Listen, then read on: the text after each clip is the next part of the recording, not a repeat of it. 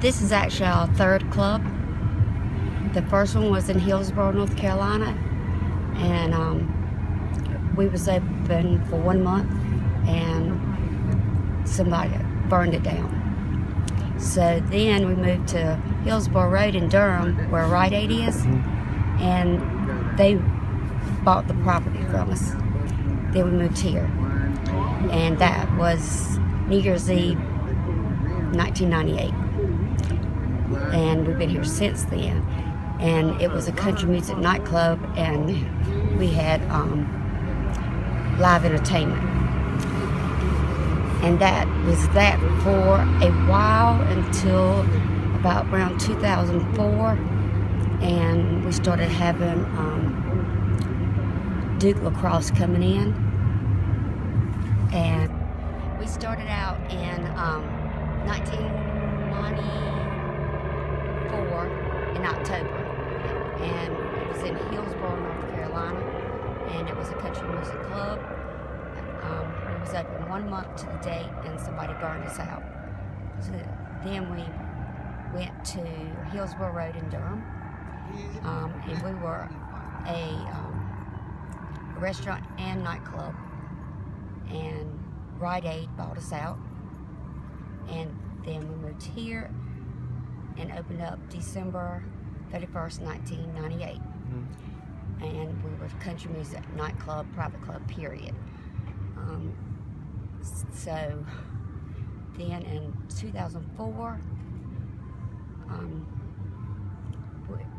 the Duke lacrosse team started coming in. That was our first Duke business. And then in 2006 is when the Duke lacrosse scandal with the lacrosse team happened. And because they were supporting me, I supported them. And from that moment on, we've had a good relationship, and it was just a good vibe with Duke students and us.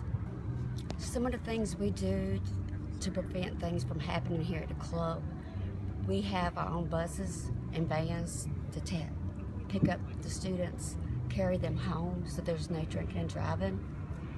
And also we take, and I go a step beyond other places when put armbands.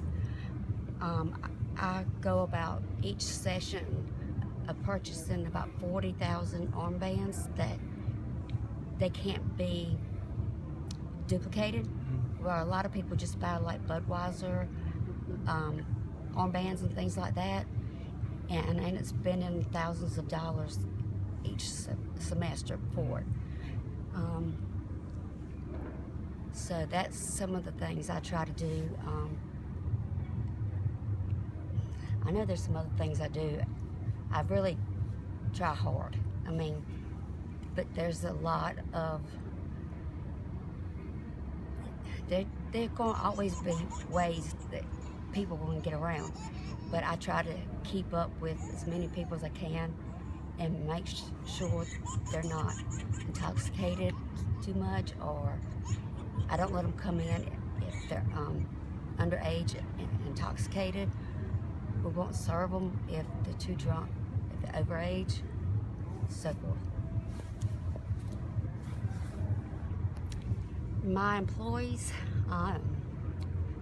some of them have been with me for 21 years. We love what we do, especially with the students. We get to know them year after year. 4 years you've been here, you get to know them. They bring their parents in. So it's kind of exciting. You know, when y'all leave, we're really sad. But my employees, it's different. I don't know how to explain about my employees. It takes a certain type of person to work for me. I'm a woman, and it's not easy for a man to listen to a woman. I just want them to understand that when you dealing with students, you don't have to be harsh, and that's something I make sure they understand.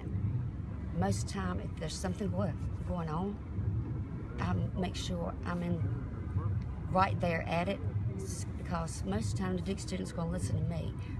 They're not going to listen to a man or a police officer. They're going to look right through them.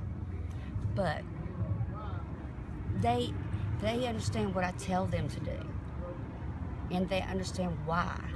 They might not like it, but they understand why, and it works here. I don't know. They might go somewhere else to work, and might, to another bar, and it might not work somewhere else, but it works here for us, and they're good people.